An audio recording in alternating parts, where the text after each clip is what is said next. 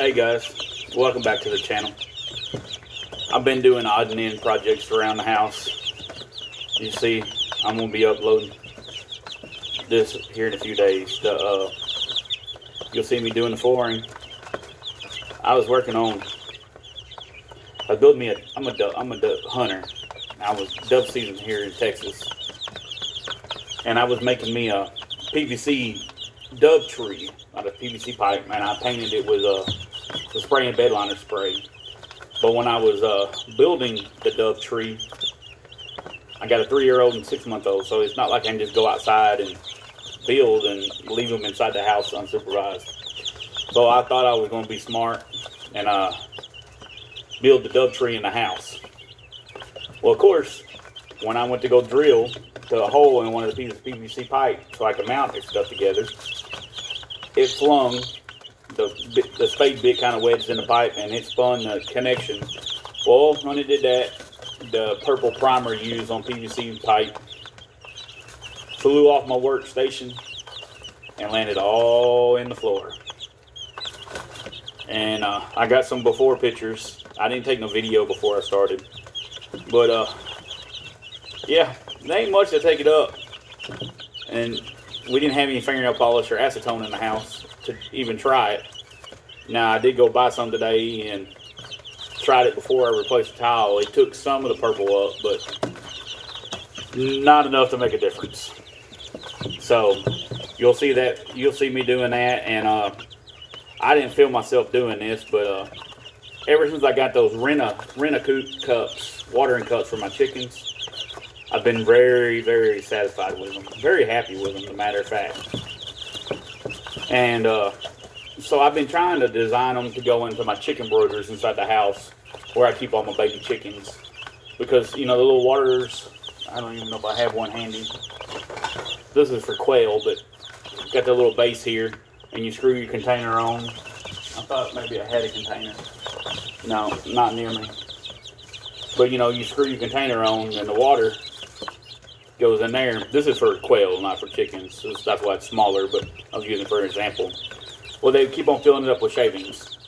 Well, I built that little stand out of 1x2s and hardware cloths over top of it, and they still covered it with shavings. And I mean, I say every 2 or 3 days. I mean, every 2 to 3 times a day, I would be giving them fresh water because it was plumb full of shavings. Well, I've been doing some work, and I installed the RentACoop coops, I don't know, a couple weeks ago, and everything was working okay. Nothing on the cup's fault, the water's fault. It was the engineer, myself, and I did not think it fully through when I installed it in my chicken brooders, in which I showed in one video. All of my chicken brooders are plastic tubs, and I took some 1x4 and made a lid over top and made a door, which, you know, here it's just a plastic tote. They had baby stuff in them, and I took them and put doors on them. Well, when I originally did it the other day, right here, this hole, I took a 3/4 spade, no, 7/8 spade bit, and drilled a hole all the way across, and it went in between. You see that hole there? It went in between the two, and then it come up to this bucket. This bucket holds 4 gallons of water, and it's a food grade bucket because it had butter in it. When we was working our food truck, we'd buy 20 pounds of butter in that container. Well, I kept a bunch of those buckets because they're food grade. This is a JB Weld putty they make for water, and I'm telling you, that sucker hardens underwater. It'll set underwater. You don't have to do much to it. Well, I wish I would have kind of videoed y'all and showed y'all my first rig up on all this plumbing and stuff, but I went back. When I first did it, after you link these all two together like I had it, you can see the hole right there, and it goes to the other side, and then you can see the whole focus right there, and it went to the other side. When it's time to clean the chicken brooders out, it was all glued together. So I couldn't take it apart. So I went back down to Lowe's. And I shop at Lowe's a lot because I'm a veteran and they give me 10% off. And so I try to take advantage of that. I come back this time, instead of mounting the RentACoop cups through the center. Well, my problem was when I had it through the center, my older chickens and the other brooder would sit on them and drain all the water out into their tub, and it was a mess.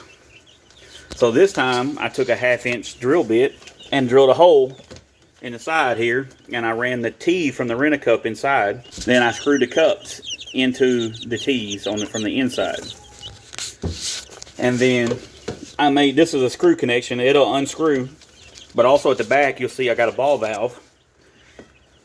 I got the ball valve here. I can close this ball valve, put a little container or a bowl back there and open that ball valve, and any water in this line I can drain into that container so I can connect it, disconnect it, and I don't have to worry about getting water everywhere. Then all you got to do is unscrew this connection and this brooder moves out of here. Same way with this one. You close the source valve off of here, the source valve here, you close it from the bucket. There's a quick connect here, and then there's a quick connect here, just a screw union. And then you can take this brooder out. And it makes it a lot easier. In the same way on the back there, I put a 1/2-inch ball valve in there.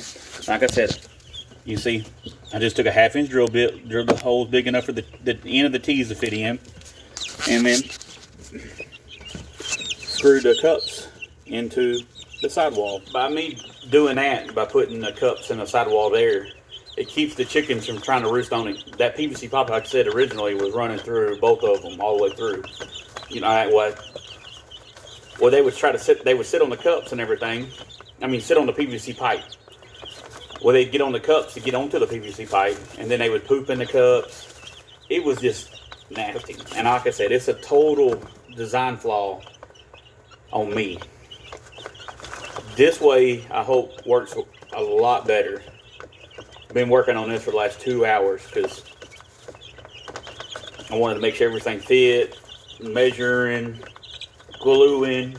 I wanted to make sure every connection was glued except the twisting union. The twist unions got an O-ring seal, and like I said, it buckets 4 gallons of water.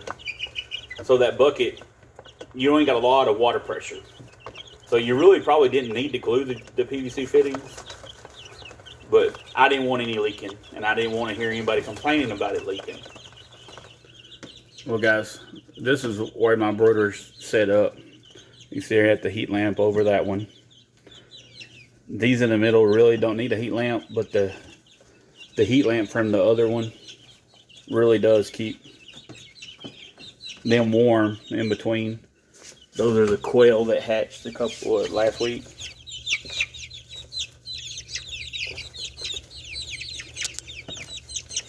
Their box is a little different because my chicken math got to me, and I got more chickens than I should have, and so it took up my 2 brooders I have. But like I said, the watering system all hooked up. That's the water bucket. This bucket here that my foot's on, ain't nothing in it. It's just there to elevate the water bucket, so gravity feed water into the waterers. But this is my little setup, and it's in the corner of our dining room. When we go to the new place, all this will be out in the barn. There's a little storage building going to be designed inside the barn, and that's where all these will go. We'll keep all the feed for the animals there. Okay, guys, I'm out here in the chicken area and where my pigs are. I wanted to show you the follow-up video on the RentACoop watering cup system for the chickens. I'm telling you, they're a lot better than relying on a chicken picking the little yellow thing in a cup. Let me show you the stuff that I learned, and hope y'all have fun and enjoy them as much as I do installing them. Some of the things I found out is these cups are amazing, but my coop door, my pigs could get in here, and then when my pigs got in here, they would push the cups to the side or whatever, like to scratch themselves. And when they did, it would lose all the water in my system. What I did first find out, you guys see here, is hook the water hose. I have the water hose system run all the way around. When you hook it up straight to the water hose pressure, you see it's too much pressure. You can't hook it up to a water. It says any water source. You can't hook it up to any water source. This is what it does. It sprays water and sprays water and sprays water.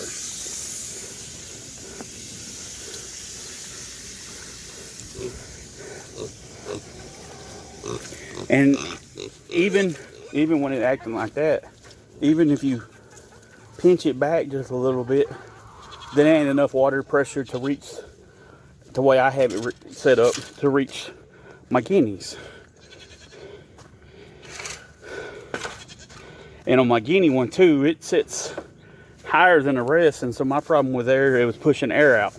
I mean, it had air in there and it wasn't filling the cup up. Here in my guinea cage here,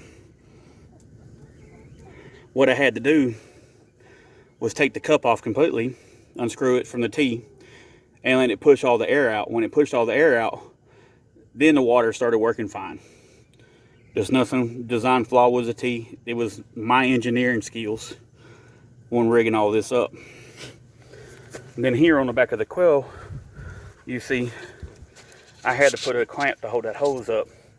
The weight of the hose was making the cups turn down, making the cups turn, and then it was draining all the water out of the cups. So what I did to combat too much water pressure, what I did, I no longer have the hose connected here. I have the hose running to a 40-gallon trash can. And what I do on the trash can is I hooked it up. I got this whole water hose. It runs around and then goes down. There's a float system in this can. You turn the pressure onto it.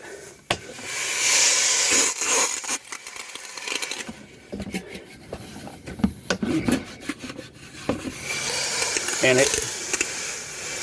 when the can gets a certain level, it fills it up.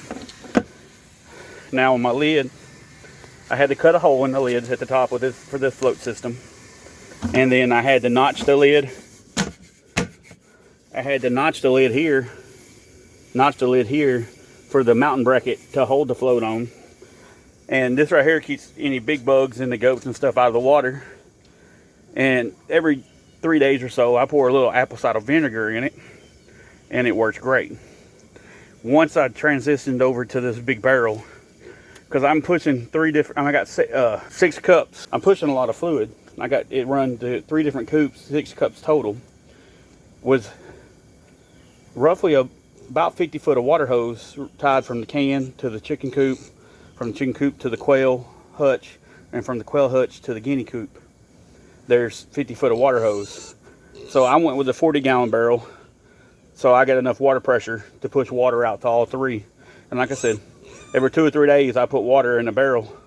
I mean apple cider vinegar in the barrel, just to help to keep the water fresh and just to help my chickens out.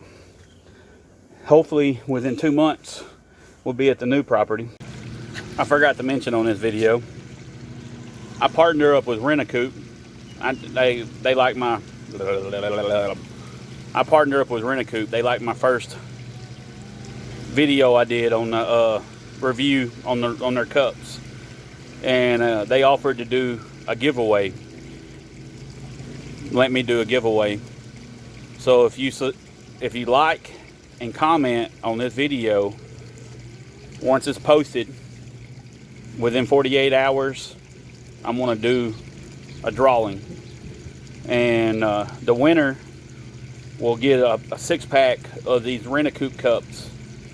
RentACoop's going to directly mail them, so whenever I pick the winner, I'm going to need your name and address, and then I'm going to contact RentACoop, their sales department, and they will be shipping you a 6-pack of these cups to you. So make sure you like and comment on this video so you can be entered in the drawing for the 6-pack of cups from RentACoop. Thank you. I thank y'all for following along. Bonded Oak Acres out.